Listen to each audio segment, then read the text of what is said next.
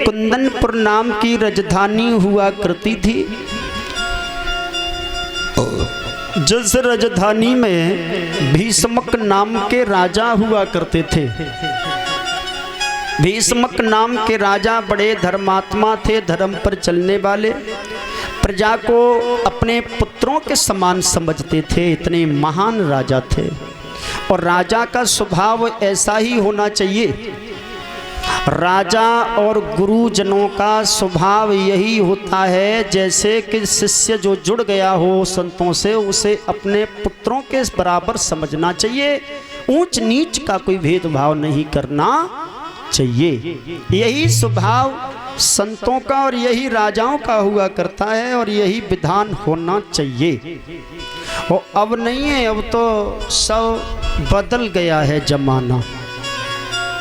अब तो जहाँ पर भैया चमत्कार को नमस्कार होने लगा है, तुम्हारा चमत्कार अच्छा है तो दुनिया तुम्हें ही नमस्कार करने में लग जाएगी।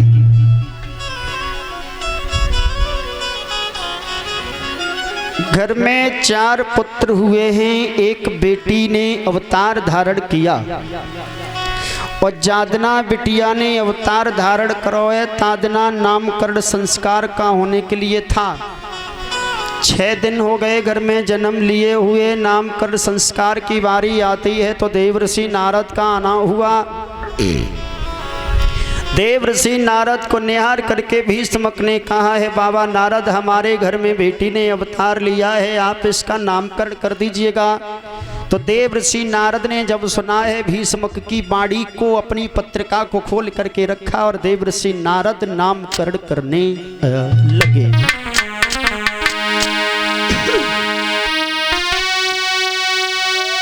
और सुन राजा की बात और मुनि ने हाथ पत्रिका लिया।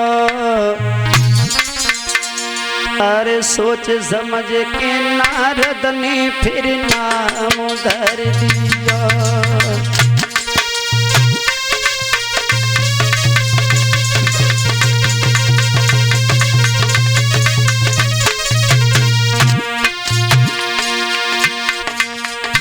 देवर्षि नारद ने पत्रिका को हाथ में लिया, नामकरण करने के लिए तैयार हुए। देवर्षि नारद भीष्मक से बोले, भीष्मक,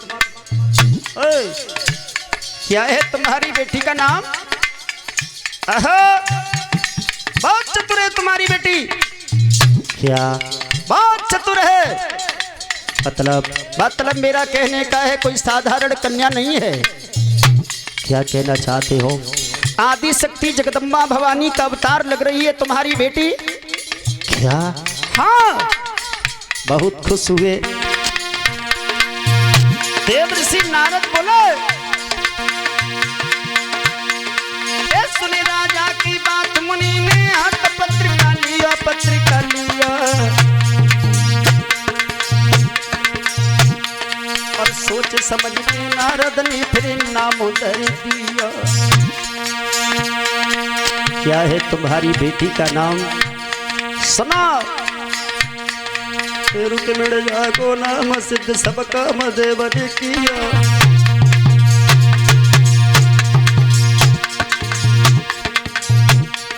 सो श्री कृष्ण संग ब्याह लगन दे दिया, लगन दे दिया, लगन दे दिया।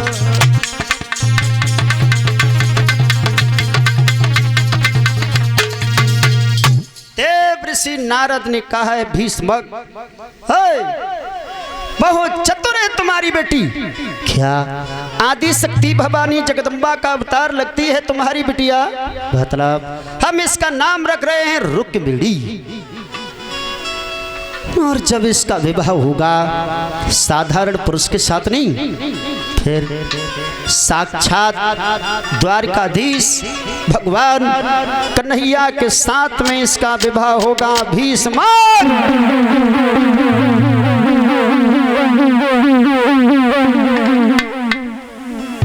इतने शब्द सुने भीष्मक मार खुशी से गद्दी से उछल पड़े। बाजी बहा बाबा नारद, किस्मत खोली गई। जीवन धन्य हो गया। हमारे घर में भगवान कन्हैया अवतार लेकर के आएंगे, हमारा जीवन धन्य हो जाएगा।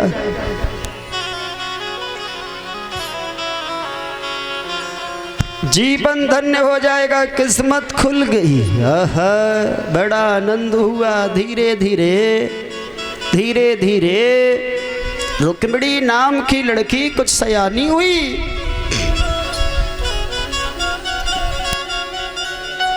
समझदार हुई है, शादी के लायक हुई है। एक दिन खेलने के लिए बगिया में चली है, सहेलियों को साथ में किया। और सावन को महीना है तो और सावन के महीना में लड़कियां कुछ विवाहिता थी, कुछ अपविवाहिता थी। मतलब किसी की शादी जल्दी में हो गई थी, किसी की हो नहीं पाई थी, वो सब इकट्ठी हो गई। और बगिया के बीच में सावन को महीना तो भैया झूला झूलने के लिए चली। अब टोली भी अलग हो गई। जिनके विवाह हो गए थे वो लड़कियां अलग हो गई हैं, जिनकी शादी नहीं हुई थी वो अलग हो गई। एक कवि कल्पना करते हैं कि शादी जिनकी हो गई वो तो भाई ससुराल की बातें करेंगी, क्योंकि ससुराल से नई नई जो लड़की आती है वो ससुराल के स्वभाव से और कुछ तो दिखता नहीं है, ससुराल की चर्चा करती है। तो ऐसे ही आपस में चर्चा करने लगी। बहन कहो कैसे रही, कैसी है ससुराल तुम्हारी, कैसे है ससुर तुम्हारे, कैसे है जेठ तुम्हारे, और पिया कैसे है, ये बातें हो रही थी। हाँ, एक लड़की उदास बैठी हुई थी तो उसे पूछा, बहन तू उदास काहे क्यों है, तेरी ससुराल कैसी है। सोई समझाए कि बोली है ना, हमारी ससुराल को हाल मत पूछे। क्यों? हमारी ससुराल का हाल मत पूछो। क्यों ना पूछूं, किस्मत फूट गई। क्यों? आज के जमाने का हाल क्या है लोगों को बता रहा हूं। ऐसे ही पूछने लगी।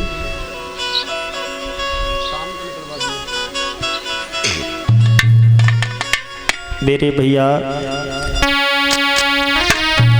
पूछने लगी, बहना बहना सब सखियां पूछे हाल ससुर तेरे कैसे, सब सखियां पूछे हाल ससुर तेरे कैसे।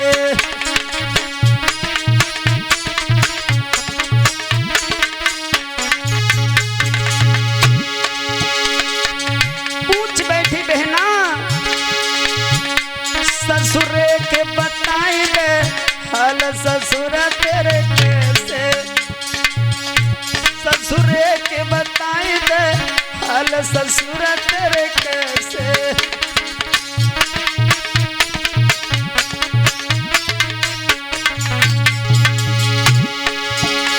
सोई लड़की समझाए कि बोली बहना ससुराल की बात मत पूछे, और ससुर तो ऐसे हैं बहना बताए में शर्म लगती है। कैसे? हुक्का में लगाई ले चिलमती भैया दीदी ऐसे, अरे हुक्का में लगाई ले चिलमती भैया ऐसे, सब सखियां पूछे हाल।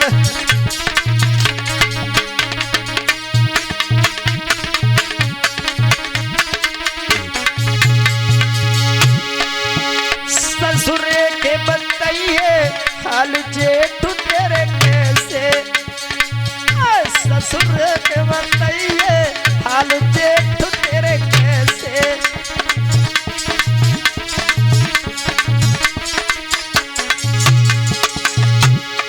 बोली चिमचा में धराई लेवी खीर चटोरा ऐसे, चिमचा में धराई लेवी खीर चटोरा ऐसे।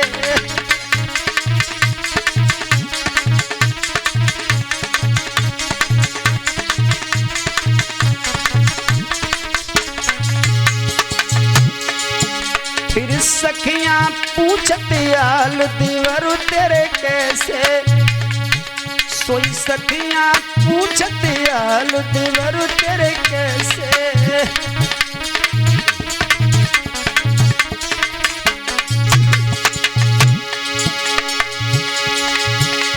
पियर को लगाए रे पे पुट्टी भैया ऐसे,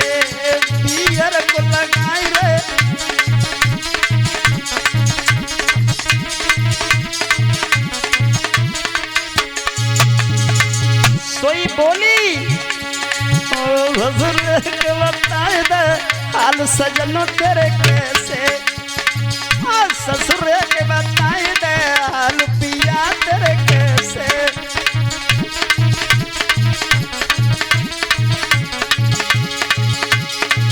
बोली बहना दंडन की लगावे मार पिटैया से, लठियन से लगावे मार मरैया से।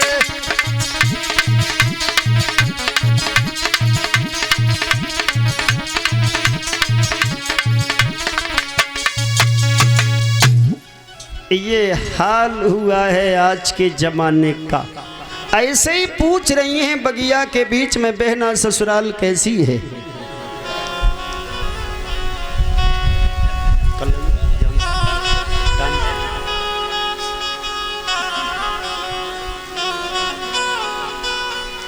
रुक्मिणी कहने लगी ये बगिया है, यहाँ पर विषय कोई ससुराल का नहीं है। हम और तुम सब यहाँ बराबर है, यहाँ पर बगिया में खेल की बातें करना चाहिए, ससुराल की बातें घर करना। एक लड़की बोली बहन चुपोजा राजा की लड़की है जो कहेगी सो मानना पड़। एक बोली क्यों मानू, हाँ है राजा की लड़की अपने घर के लिए, मेरे लिए थोड़ी नहीं। अरे भाई ये हमसे 5 साल बड़ी है, इससे मना किसने कर दिया, ये भी तो शादी कर ले, हमसे क्यों कर रही है। अरे हमारी तो ससुराल है, जब ससुराल की बात करती हूँ। एक लड़की बोल पड़ी रुक्मिणी,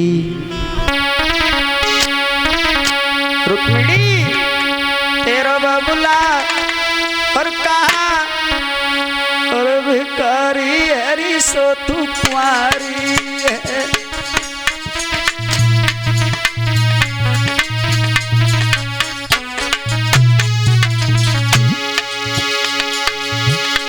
तेरो बबुला का भिखारी है काई कुंवारी है।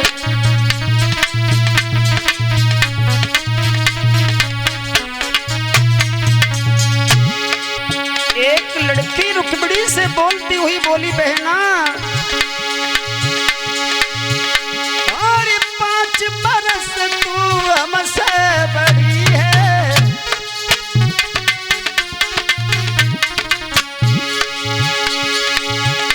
और 5 बरस तू हमसे बड़ी है।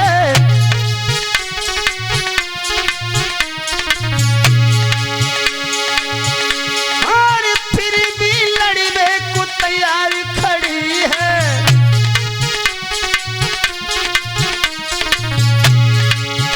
तेरी कोई उमरिया बारी है काहे को कुंवारी है, तेरी ना उमरिया बारी है बहना कुंवारी है।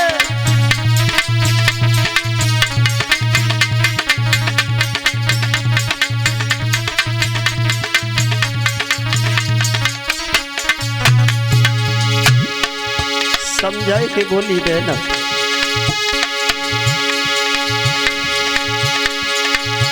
और बबुला से कहे कि शादी रचाइल,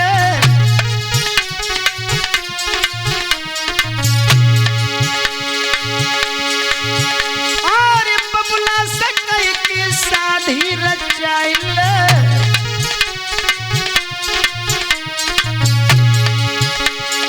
सुंदर घर बरु बहन दिखवाइल,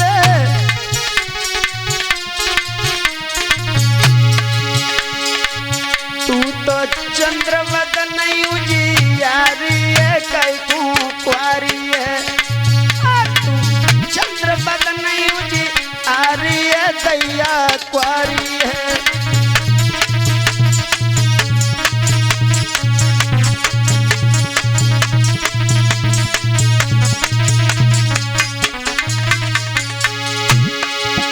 तेरा बबुला नाई भिखारी है सो तू कुंवारी है, तेरा बबुला नाई भिखारी है काई तू कुंवारी है।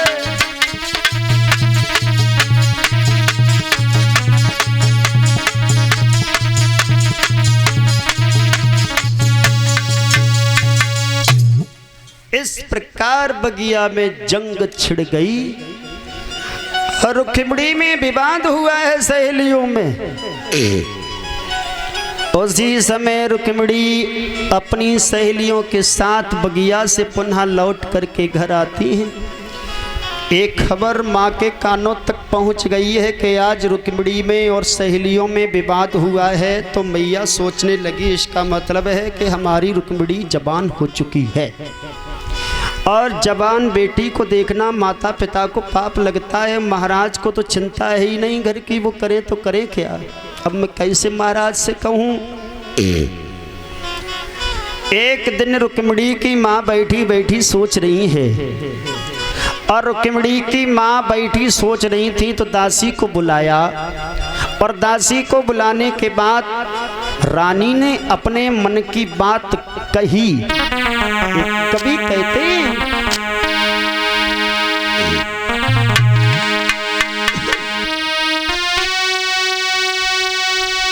और दासी लई बुलाई कहीं समझ आई बहन निकल जाइए, और मेरे महाराज को आज दासी जल्द बुलाए लइए।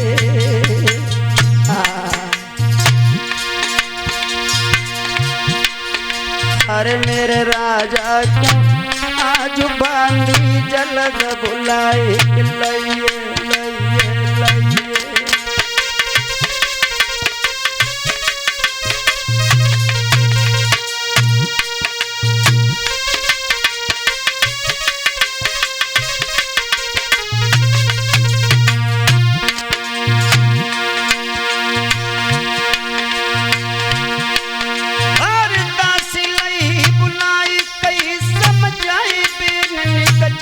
सखी निकल जाइए,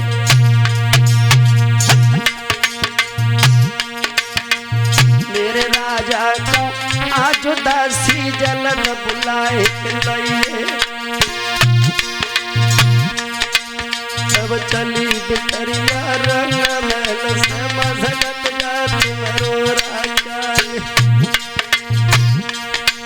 और पैर लचकाई उमारी को दचका लगो कबर वालू खाए, और चटक चुनरिया पीली घंगरिया धुतिया दबती पाई सो जाए, और जा गई दासी रे बा गई दासी, दासी लगी बराबर जाए। पैरन चलती आती पुरवैया कौले लौटी पड़ो पछिया, सोई उड़ोत पलटा जा बदासी को कोना भव तो स्वर्ग में जाए।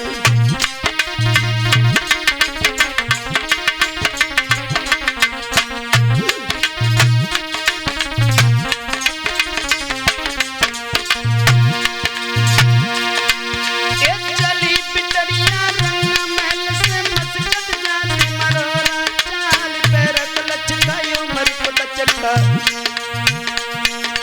चका लगे कमर बन खाए। जा गई दासी बा गई दासी, दासी लगी बराबर जाई जाई कि पहुंची महाराजा से। तब राजा से कही सुनाए तुम्हें बुलाओ ठकुरानी ने, तुम चलिए तुम हो बतैयार। सुन सुन बातें जब दासी की, और नाही पलकी करी अवार कर दरबार बंद राजा ने। आंगन की सीधा लगाया बत देखो निज सैया को, पचरंग पलिका दो तो नवाया बत देखो निज प्रीतम को।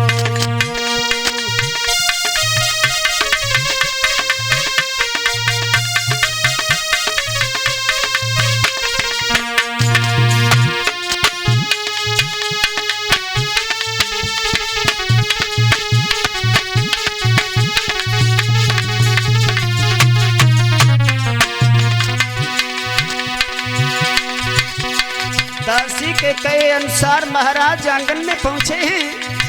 रानी ने आता हुआ देखा और यामत देखो निज सैया को, बचरंग पलका दो नवाई बोला तब लैती बिजनिया मोर रे पंख की ढोरते निज प्रीतम ते प्यारी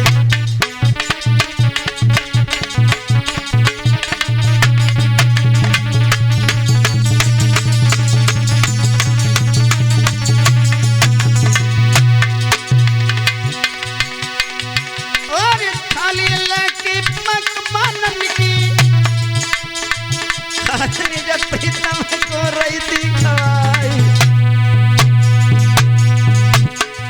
सोई चेहरा देखो जब रानी को तब राजा को चढ़ो बुखार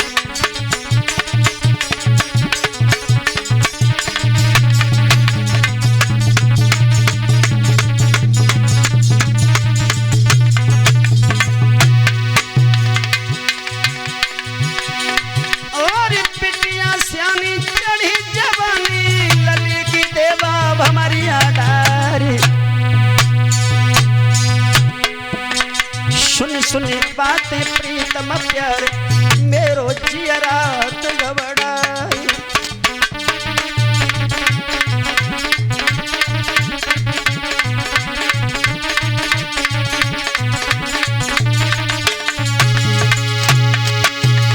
बोली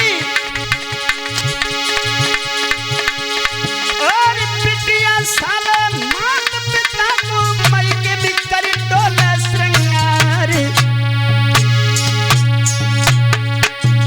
बिटिया सियानी चढ़ी जवानी लली की देवा भमरी डारी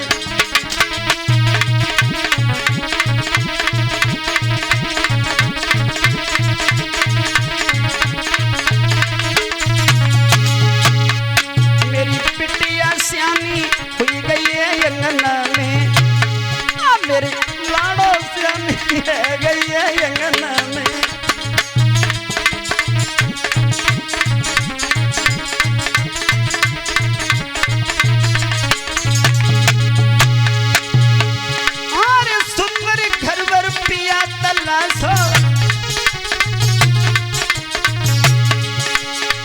और मेरा जिया दमाद को प्यासो